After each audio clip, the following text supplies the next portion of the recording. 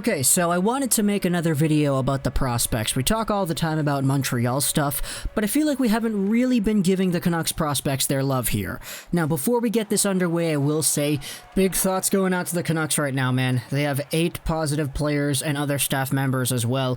We will know at about 2 p.m. PST who exactly the players are that are in protocols right now, but this is literally the biggest outbreak of the virus on a Canadian NHL team. So, New Jersey, we had Buffalo, we had Dallas, all these teams going through big team-wide infections, and it looks like the Canucks, with 8 players and other staff members involved, might be heading down that same path. So what that means with the rest of the season, the schedule, when they'll finish their games, and of course, you know, the players' safety and their health, that remains to be seen. But for now, let's talk a little bit more about the positive stuff and go over to the prospect side of things. So, starting things off with Vasili Podkolzin, the 2019 Vancouver Canucks top pick.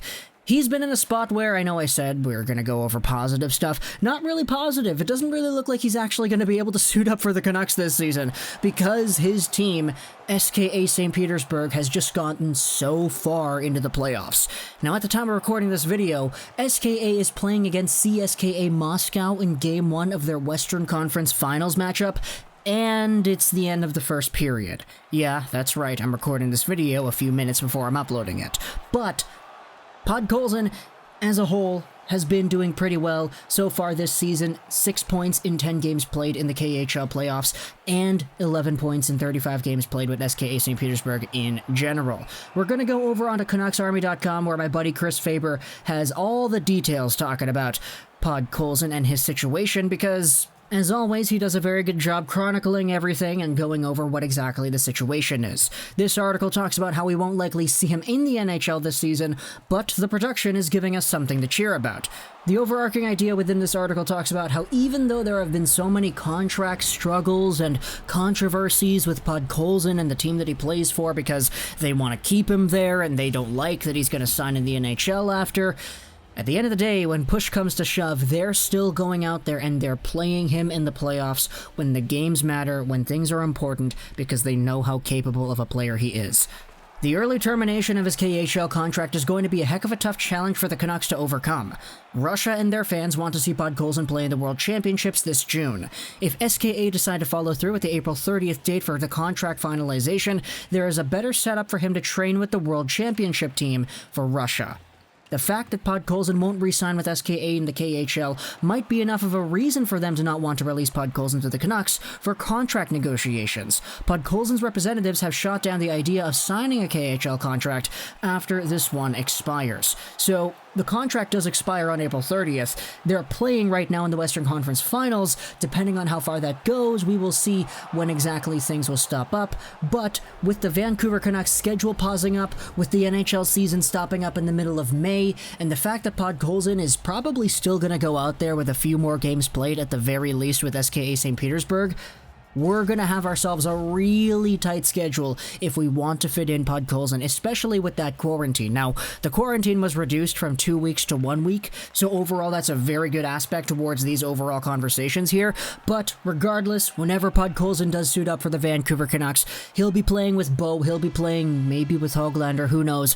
He'll be given a top 6 role, maybe a middle 6 role at the very least. He'll show off his penalty killing and his overall work ethic, and that's probably what I'm most excited for as well. Podkolzin, a big body with some very good wheels, a heart of gold that translates into every step he takes out there onto the ice, plus some pretty good offensive capabilities as well. I'm really excited towards seeing Podkolzin, but we simply just don't know when exactly he's going to come over, or if he's even going to be able to come over because everything is so tightly aligned. But going over to another Vancouver Canucks prospect who actually is coming over already, let's talk about Kole, because Kole, the second-round pick in the 2017 NHL Entry Draft, yeah, why isn't anyone taking Kole? That Kole, he's just been loaned over to the taxi squad after just being cleared by the doctors since he had a broken nose. We've chronicled the story about Kole over the past few years, but his days in the WHL were very good. His first season in the AHL wasn't that great, but his next year in the AHL was spectacular. 44 points, 61 games played. This season he's at 8 points in 8 games, so a point per game player over here. He's still got the talent, he's still got the shot, he's still working on all these aspects of this game, and by the time the trade deadline comes, if the Vancouver Canucks trade away a Tanner Pearson, if they trade away anybody else, I would be more than surprised if the Vancouver Canucks found a way to not put Kole into the lineup. I would really much expect him to actually suit up for the Canucks sometime this season, especially considering all the factors. This is a guy who is still in his early 20s, he's 22 years old, but he's shown off everywhere else that he has played that he is pretty capable, and there's nothing else for him to prove in the AHL level, I would think. A very good season last year, point-per-game season this year. Give him the chance to play in Vancouver and show off the sniping, the offensive talent, and everything else in between. For Kole, if he does make himself a debut with the Canucks, it would be, I think, the third player from that 2017 class to actually play for Vancouver. We had Elias Pettersson, of course, he is the big one from that class, but then we also had Michael DiPietro as well, who played in that San Jose game. Yeah, probably a lot more forgettable, that San Jose game that Michael DiPietro played, but then Kole would be over there as well, and then I guess we would just have to wait for a few of the other guys. Of course, Jonah Gadjevich, he needs to be played. We're looking forward to Jack Rathbone, who has just been doing nothing, I guess. He's on the taxi squad too. We'll see if the Vancouver Canucks can get him some playing time. I'd really like to see that, but I don't know if I would bet on it. But Kole heading over to Vancouver, sticking up for the taxi squad. Great stuff to see. So, that kind of concludes our short little Canucks prospect talk. Podkolzin, we don't know if he's going to suit up here, if he will this season, because he is in the playoffs.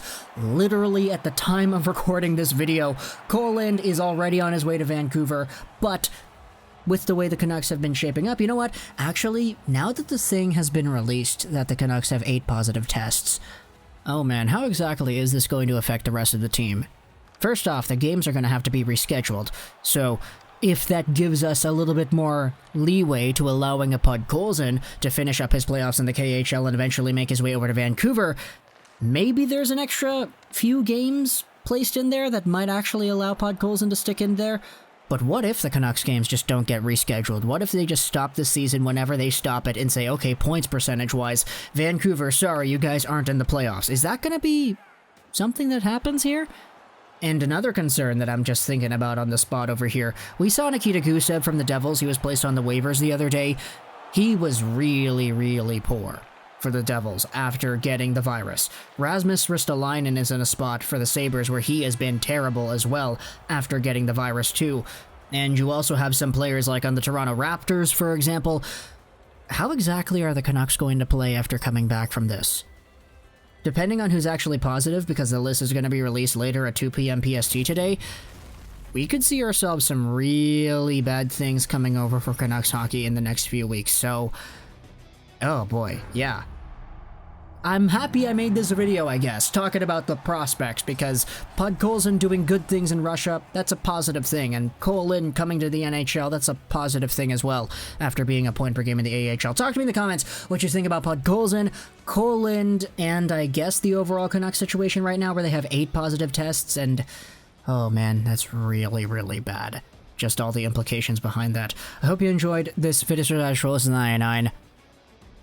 and bye.